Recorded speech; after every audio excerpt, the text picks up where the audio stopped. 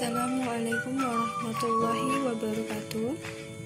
Kami dari kelompok 7 akan membawakan materi tentang pengangguran dan pertumbuhan ekonomi, yang mana dosen pengampu kami ialah Ibu Raras Rizia Yogos Lemurti SEMM.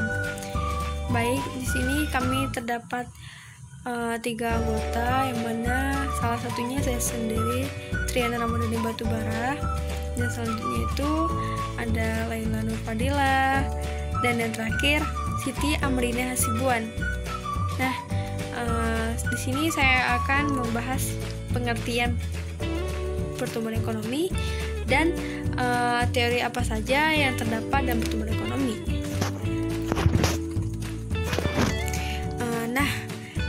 Di sini pertumbuhan ekonomi merupakan kemampuan suatu negara dalam menyediakan kebutuhan akan barang dan jasa kepada masyarakat dalam jumlah yang banyak, sehingga memungkinkan peningkatan standar hidup dan penurunan tingkat pengangguran dalam jangka panjang. Menurut salah satu ahli, yaitu Kuznets, terdapat 6 ciri pertumbuhan ekonomi yang berdasarkan pada produk nasional dan komponennya, yaitu yang pertama ialah laju pertumbuhan penduduk dan produk per kapita, selanjutnya peningkatan produktivitas, dan selanjutnya laju perubahan struktural yang tinggi, lalu urbanisasi, serta ekspansi negara maju, dan yang terakhir ialah arus barang, modal, dan orang antar bangsa. Nah, selanjutnya ialah teori pertumbuhan ekonomi. Menurut salah satu ahli, yaitu Sukirno, ada 4 teori pertumbuhan ekonomi. Yang pertama yang kita bahas ialah mengenai teori pertumbuhan klasik. Teori pertumbuhan klasik. Menurut pandangan ahli ekonomi klasik, ada 4 faktor yang mempengaruhi pertumbuhan ekonomi, yaitu yang pertama ada jumlah penduduk, jumlah stok barang-barang modal, luas tanah, dan kekayaan alam, serta tingkat teknologi yang digunakan. Selanjutnya, teori Schumpeter. Teori Schumpeter menekankan tentang pentingnya peranan pengusaha di dalam mewujudkan pertumbuhan ekonomi. Dalam teori itu ditunjukkan bahwa para pengusaha merupakan golongan yang akan terus-menerus membuat pembaharuan atau inovasi dalam kegiatan ekonomi. Selanjutnya, teori Harald-Domer. Dalam menganalisis mengenai masalah pertumbuhan ekonomi, teori Harald-Domer bertujuan untuk menerangkan syarat yang harus dipenuhi supaya suatu perekonomian dapat mencapai pertumbuhan yang teguh atau steady growth dalam jangka panjang. Nah, yang terakhir itu terdapat teori pertumbuhan neoklasik. Teori pertumbuhan neoklasik dapat dilihat dari sudut pandang yang berbeda, yaitu dari segi penawaran. Menurut teori ini yang dikembangkan oleh Abramovich dan Solon, pertumbuhan ekonomi tergantung kepada perkembangan faktor-faktor produksi. Nah, sekianlah pemaparan dari saya. Selanjutnya akan dilanjutkan oleh teman saya yang bernama Siti Amrina Hasibuan. Kepada Siti Amrina Hasibuan, saya persilahkan. Di sini saya akan menjelaskan C. Faktor pertumbuhan ekonomi. Menurut Sukirno, faktor-faktor penting yang mempengaruhi pertumbuhan ekonomi adalah tanah dan kekayaan alam, jumlah dan mutu dari penduduk dan tenaga kerja, barang modal dan tingkat teknologi, sistem sosial, serta sikap masyarakat luas yang menganggap pasar sebagai sumber pertumbuhan. D. Pengangguran. Sukirno menjelaskan pengangguran adalah suatu keadaan di mana seseorang tergolong dalam angkatan kerja ingin mendapatkan pekerjaan tapi belum dapat memperolehnya. Apabila pengangguran di suatu negara sangat buruk, kekacauan politik dan sosial selalu berlaku dan menimbulkan efek yang buruk bagi kesejahteraan masyarakat dan prospek pembangunan ekonomi dalam jangka panjang. Dalam masa-masa seperti ini, biasanya tingkat pengangguran semakin meningkat yang diakibatkan oleh tindakan perusahaan mengurangi operasinya dan mengurangi penggunaan tenaga kerja. Menurut Mankiw, adapun jenis-jenis pengangguran adalah yang pertama, pengangguran berdasarkan jam kerja, yang mana terbagi menjadi 3. Pengangguran terselubung, yaitu pengangguran yang apabila bekerja kurang dari 7 jam dalam sehari. Yang kedua, setengah menganggur, yaitu tenaga kerja yang tidak bekerja secara optimal karena tidak ada lapangan pekerjaan. Biasanya tenaga kerja setengah menganggur ini merupakan tenaga kerja yang bekerja kurang dari 35 jam selama seminggu.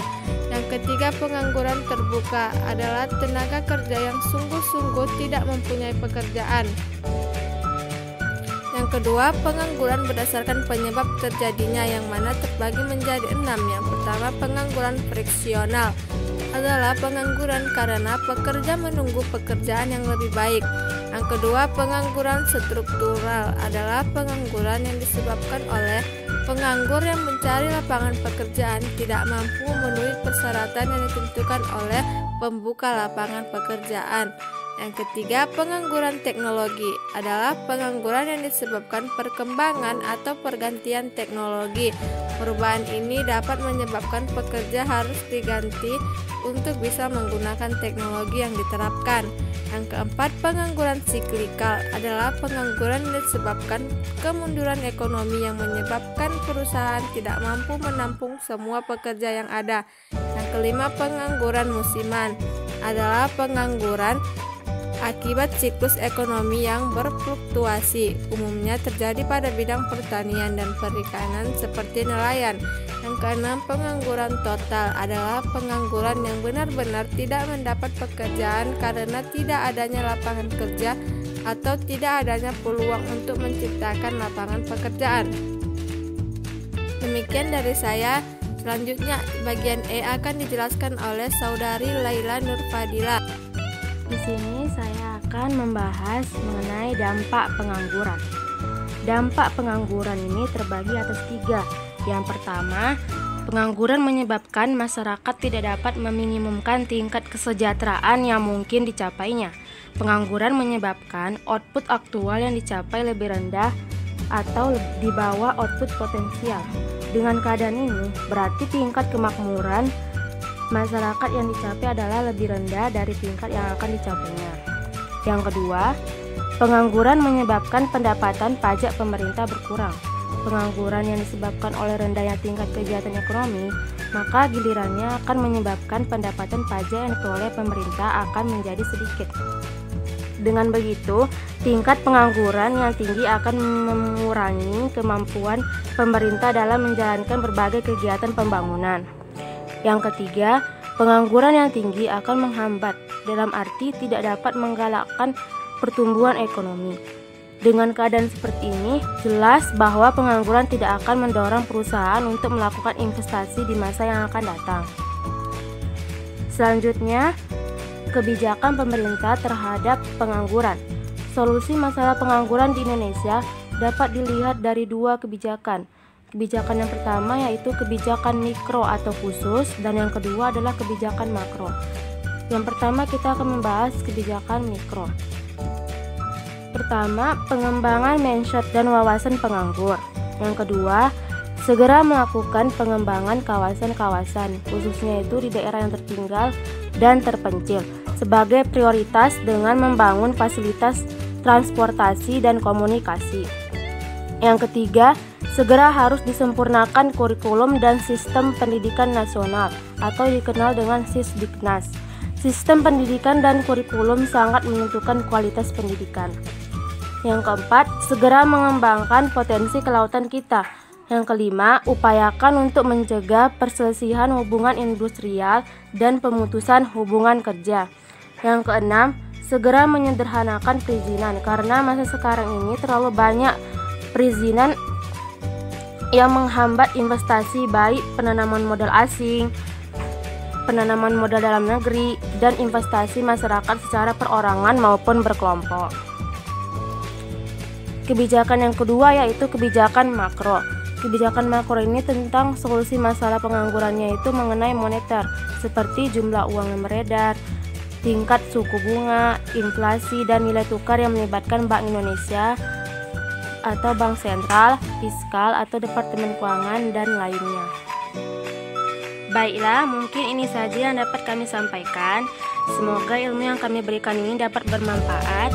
Lebih dan kurangnya kami mohon maaf. Wabillahi taufiq wal hidayah. Wassalamualaikum warahmatullahi wabarakatuh.